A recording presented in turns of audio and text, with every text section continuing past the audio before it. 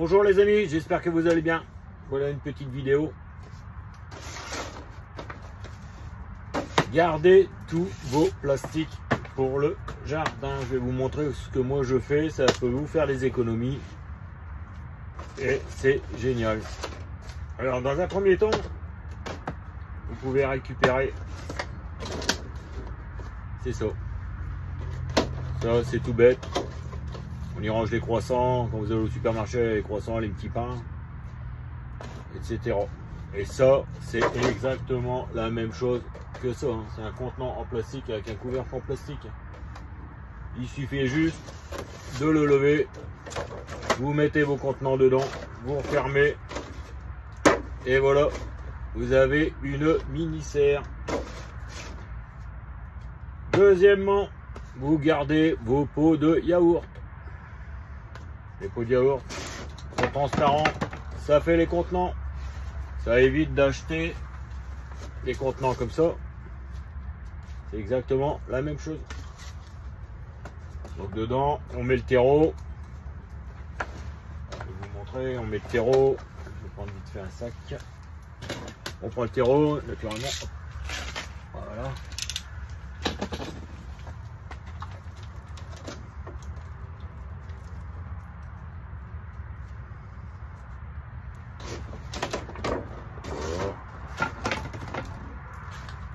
Alors, je vais mettre une graine de melon.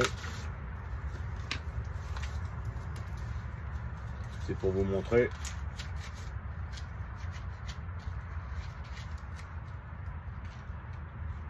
Hop. Moi, je prends la graine de melon. Naturellement, j'ai fait une petite vidéo auparavant. J'écarte. Je ne sais pas si vous voyez. J'écarte. Voilà. Je mets dedans. Comme cela, hop. Pulvérisateur à produit qu'on utilise ménager. Tout simple qu'un pulvérisateur. Et on arrose.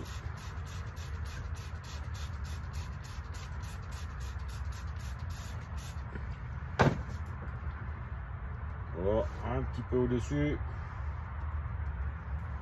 Vous avez vos contenants. Vous faites tous vos contenants et ensuite, vous les mettez dedans. Et voilà. Vous mettez la petite étiquette. Et ça vous fait une mini-serre.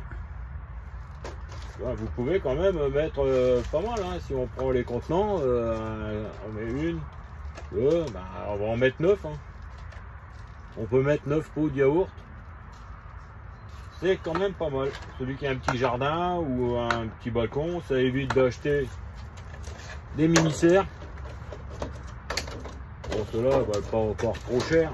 Après, dans le commerce, si vous allez dans les jardineries et vous prenez des chairs, vous en avez facilement pour 30 euros. Hein. Là, vous prenez ça, vous en avez plus besoin. À la poubelle, vous n'êtes pas obligé de les stocker chez vous pour les garder pour l'année prochaine, tandis qu'une serrature dans le commerce, là, il faut la place pour les stocker. Tandis que ça, on a fini, poubelle. Et l'année prochaine, on rachète des petits pains, on se fait plaisir en mangeant les petits pains, et ça nous fait une mini-serre. Et ça, c'est les pots de yaourt. Et l'avantage des pots de yaourt translucides comme ça, c'est qu'on voit développer le système racinaire. C'est-à-dire, on n'est pas obligé de voir quand le pied est assez grand, d'enlever pour voir un système racinaire, savoir si on doit rempoter le pied de tomate ou un autre pied. Donc voilà, ce qu'on achète dans le commerce, c'est pas beaucoup plus grand. Et on voit bien le développement racinaire. Et là, on se rend compte tout de suite s'il faut passer dans un contenant un peu plus grand. Donc là, on enlève le pot et on passe dans un contenant un peu plus grand. Alors pour le contenant un peu plus grand, voilà moi ce que je fais. Je récupère aussi les bouteilles. Vous buvez l'eau gazeuse. Je ne dirai pas de marque. Et ce que je fais, c'est que, hop. Alors. En faisant attention de ne pas se couper les doigts, naturellement, on prend des gants. On fait hyper attention. Voilà. Donc je garde les deux parties là. Alors la partie là, fameux serre de contenant plus grand. Comme ça, on met le contenant, on rempote dedans et on voit toujours le développement du système racinaire. Bon, naturellement, ce qu'on fait, c'est qu'on fait des trous à la base.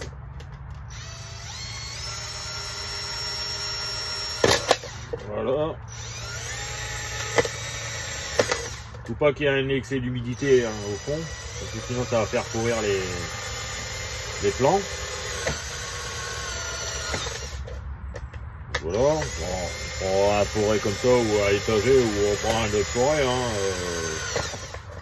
Pas gênant, des trous on arrive toujours à faire ou avec un couteau, toujours bien naturellement. En faisant attention de ne pas se blesser. Donc ça revient pareil, hein. Là vous avez les trous, là vous faites les trous aussi. Et vous avez votre contenant qui ne vous coûte rien. Et quand vous avez fini, vous rempotez dans le jardin, et ben ça, poubelle. Ça vous prend pas de place, vous stockez rien du tout. Donc voilà, ça c'est une chose, ça c'est la deuxième chose. La troisième chose, ça je le garde aussi. Alors je vais vous expliquer pourquoi je fais. Ça, c'est quand j'ai mes pieds de tomates, pour éviter d'arroser les feuilles aux tomates et être sûr que quand on arrose en surface, l'eau s'évapore tout de suite pendant la chaleur. Ce que je fais, et ben c'est pareil aussi. Je fais des petits trous.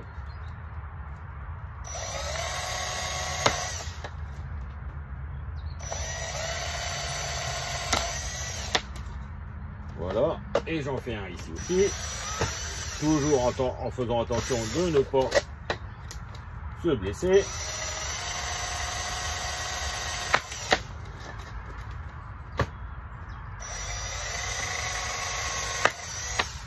Voilà. Et quand on va planter ces tomates au jardin ou autres légumes, on va arroser, on va enfoncer ça dans la terre, à ce niveau, comme ça. Donc ça sera dans la terre. La racine de la tomate sera ici. Quand on va arroser, on va remplir et ça va arroser les racines de la tomate, mais pas la surface. Donc du coup, on va pas mouiller le feuillage, ce qui reste d'amener des maladies, comme le mildiou. Et là, ça va garder le pied de tomate bien l'humidité au centre de la racine. Donc encore un petit procédé que moi j'utilise, j'avais fait une petite vidéo là-dessus. Donc voilà à quoi servent les bouteilles. 1, 2 et 3. Plus le petit pulvérisateur, produit ménager. Et on arrose délicatement, tranquille. On a fini, c'est semis, on met tout ça à la poubelle.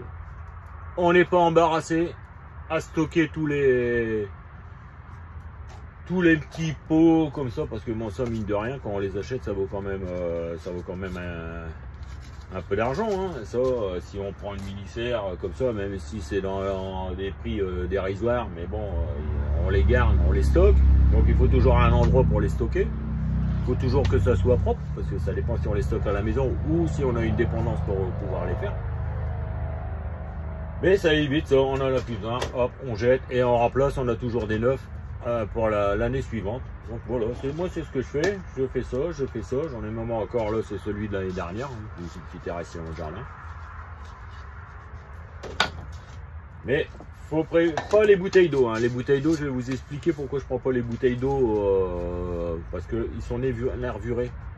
Il y a les dessins, ils sont nervurés. Alors quand vous voulez les défaire de la motte, les nervures coincent.